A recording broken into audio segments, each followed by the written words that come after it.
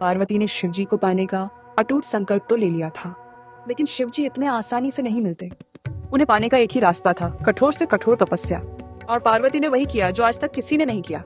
यह है नवरात्रि के दूसरे दिन की देवी माँ ब्रह्मचारिणी की कहानी। ब्रह्म का अर्थ है तपस्या, ब्रह्मचारिणी का अर्थ है तपस्या में चलने वाली। माँ ब्रह्मचारिणी वही पार्वती है जिन्होंने अपना सब कुछ छोड़कर एक असंभव लक्ष्य को संभव किया। जब पार्वती को पता चला कि शिवजी को केवल तपस्या से पाया जा सकता है, तो उन्होंने अपना महल छोड़ दिया, राजसी वस्त्र उतार दिए, भारी गहने त्याग दिए, पहन लिया एक साधारण सफेद वस्त्र, हाथ में ले ली जपमाला और कमंडल और चल पड़ी जंगल की ओर, अकेली, निडर, अडिग।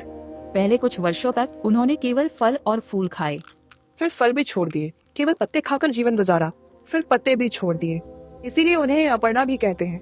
अपर्णा यानी जो पत्ते भी ना खाए, केवल जल पीकर वर्षों तक तपस्या करती रही।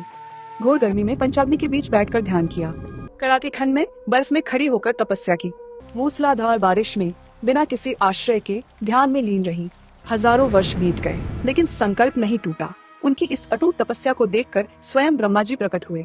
बोले, देवी, इतनी कठोर तपस्या आज तक किसी ने नहीं की। तुम्हारी तपस्या सफल हुई, शिव जी तुम्हें अवश्य मिलेंगे। और हुआ भी वही। हजारों वर्षों की उस अटूट तपस्या से प्रसन्न होकर शिव जी स्वयं प्रकट हुए और पार्वती को अपनी अर्धांगिनी के रूप में स्वीकार किया। वो तपस्या जो असंभव लगती थी, संकल्प से संभव हो गई। माँ ब्रह्मचारिणी हमें सिखाती हैं कि जो चाहिए उसके लिए सब कुछ छोड़ने का साहस चाहिए। आराम छोड़ो, सुविधा छोड़ो, लेकिन संकल्प कभी मत छोड़ो, क्योंकि जब इरादा पक्का हो तो भगवान भी रास्ता निकाल देते हैं। नवरात्रि के दूसरे दिन माँ ब्रह्मचारिणी को प्रणाम करते हुए कमेंट में जरूर लिखें, जय माँ ब्रह्मचारिणी।